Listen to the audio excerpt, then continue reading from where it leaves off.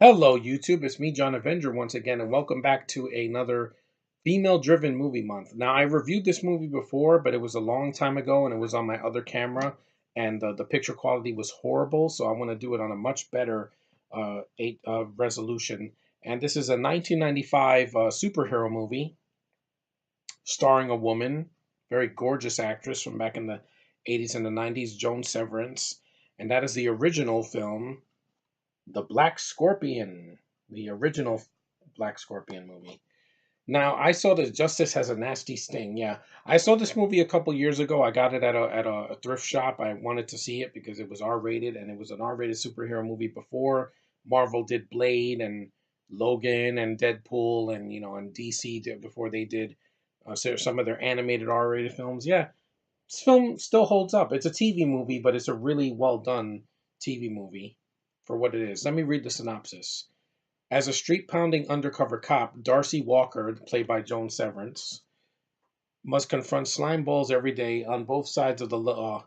When her father is murdered, Darcy gives up on the establishment and transforms herself into the vigilante heroine, Black Scorpion. Blasting through the city in a souped up Porsche Scorpion mobile, she searches for the key to her father's murder.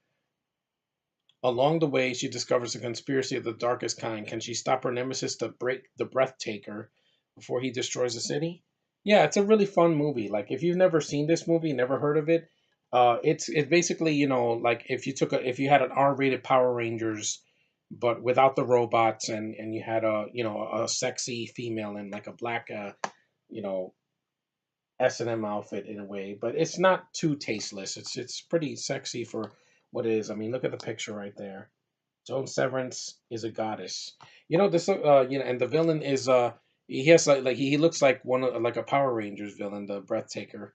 It's like red eyes, there's a voice like this, and it's campy at times, but it's still a lot of fun. You also have Garrett Morris. He's in the movie. He's a really fun character in the movie. You got Rick Rossovich. He was in the Terminator. You have Casey Simasco he was in Young Guns. He's I think one of the guy that she falls for. Um, you also have Terry J. Vaughn from if you've seen her in the Steve Harvey Show, she plays one of the I think one of the prostitutes that befriends Darcy, and they work together as well. And yeah, I like the Black Scorpion herself is very likable. She's sexy. She can fight. She has a whip like a Catwoman. The film it doesn't have a big budget because it's a TV movie, but it's a better TV movie. It's an R rating. See, right there. It's not for kids. Don't let, there is some sexual content where she's doing a strip for this guy and her ass is out, and I'm like, hey, I'm not gonna complain because I'm a guy and I love female nudity. Hey, this movie has more skin than any Marvel or DC movie we've ever seen, unless it was like R rated, and even then they don't really show too much. I mean, the last Marvel movie with a lot of skin was Deadpool, the first Deadpool with Marina Baccarin, where you see like her chest and you see the. That's pretty much the last one that I remember seeing in the theater that had some nudity. This one does too, and Joan Severance, this is her in her prime. Look at that face. The commentary was okay, but I didn't like the that it ends like halfway through the movie in the third act. There's just no more commentary. But Joan Severance is great as a lead. She's very sexy, very voluptuous, good screen presence. And her and Garrett Moritz, they have a good rapport with each other. The film looks good. It's directed by Jonathan Winfrey. And if you're in the mood for a superhero movie that's not big budget, that was not made by Marvel or DC or from any other Valiant comics or whatever, this is a fun little movie to watch. I just wanted to re-review it because it's been a long time.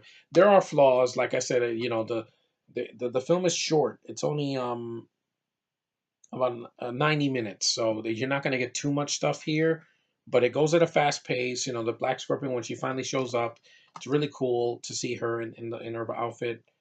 There's not a lot. I don't think there's a ton of CGI. I think there's maybe some early CGI. I don't remember. It's been a while since I've seen the movie, but it's a fun little film. And if you're an adult and you want to see a better movie than that god awful Hellboy movie that came out this year, uh, the 2019 movie, this is way better because this at least is low budget, and this got a sequel. which is decent. It's not as good as the first one, but there are things about it I liked. I reviewed that movie, so you could check that on my channel. This review, I hope it's a little bit more in depth and it's longer and it's in better quality this time.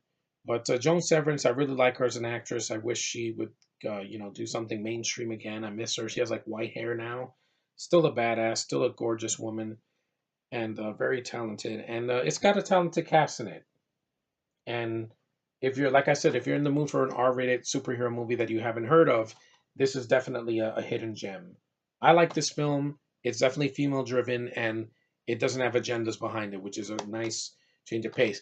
Also, I gotta say this: fuck Batwoman in the ass. This is better. She doesn't have to like say I'm a woman and I'm a lesbian and I'm this and that. No, it's to the point, and you know why she's a badass. It's what she does, not what she says, and that's why I like this character more than Batwoman. So, anyway, guys, thanks for watching. I'm glad I got to do this review before I went to bed. I had a long week. Uh, Stay tuned. Next week, I'm going to review Godzilla, King of the Monsters. I'm going to go see it.